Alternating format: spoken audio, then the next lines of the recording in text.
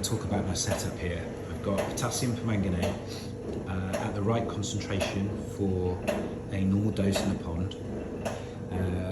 This is NT Labs potassium permanganate. So we've got that. We've got a syringe here, and we have a microscope with a slide. And today we are testing Chilodonella. And what we're going to see is we're going to get a live Chilodonella sample on a slide, and then we're going to inject some concentrate of potassium permanganate to see then what happens to the Chilodonella and see if it kills it. As you can see here, we've got a live case of Chilodonella. What I'm going to do now is, just off camera, I'm going to inject the potassium permanganate onto this slide. We're going to see the effect it has on these Chilodonella, and we'll watch them and see if they survive or die. You'll notice now that the slide has gone slightly pink. That's the potassium permanganate. It's pink, so it's definitely active. Potassium permanganate turns brown when it becomes inactive. And we're going to just watch some of these Chilodonella parasites and see what happens to them. So that one in the middle clearly seems to have stopped.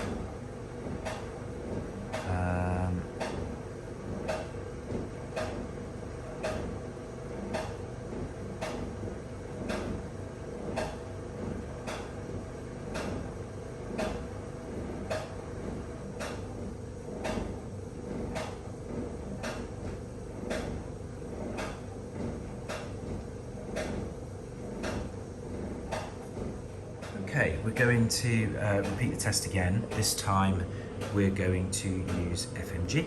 Same process, the right amount of FMG, concentration diluted. We've got the syringe, and we have another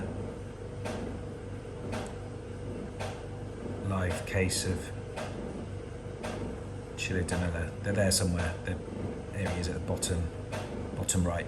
So we're going to test this theory again. We'll watch the Chilodonella and see what happens once we've treated it. Okay, you will note that the slide is now blue. That's the colour of the FMG. It's actually the malachite green that gives it that colour. And it killed the Chilodonella dead as soon as it came into contact. In fact, it killed them so quickly that I didn't even have a chance to get the camera on to video it. That is a dead, or certainly stationary Chilodonella right in the centre there. The lemon-shaped piece there, right in the centre. So that killed it dead as well. So both potassium permanganate and FMG seems to kill Chilodonella on contact. Which is quite interesting, given that I have seen some resistance to this treatment for some of the quarantine koi we look after for people, but certainly not in this case. Both treatments have killed it dead on contact. So I was able to catch a better look at the slide much more quickly after I'd introduced FMG, and it took about 2 seconds for the Chilodonella to become stationary. Whether they're dead or not, I can't say right now, but all I know is they are completely stationary and not moving anywhere. So you can see there's quite a few on that particular slide.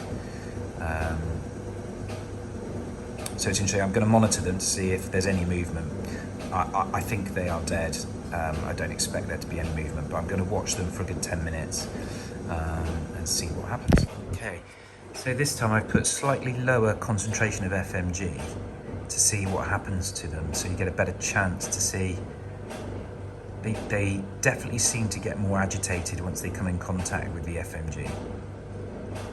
You can see the slight blue tinge.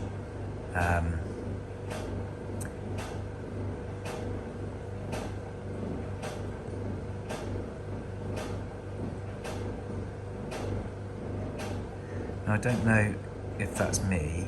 Oh, there's one just flying around. The question is, even with this lower concentration of FMG, is that one there slowing down? I think it is.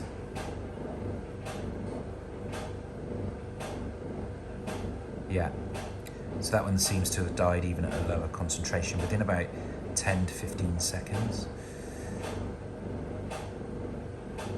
And for my final test today, we're going to use Virkon Aquatic tablets. So they're tablets and you dissolve them in water. They turn the water a bit pink. I've got the syringe again, and we have a live sample of Chilodonella again. So we're going to inject some to this slide and see what happens.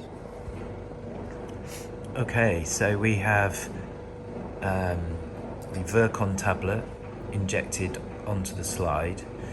I haven't really noticed anything yet. They still seem to be moving around just as they were.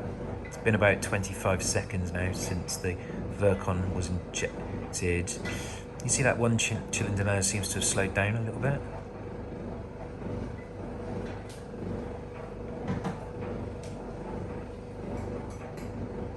Okay, so it seems to have had an effect as well.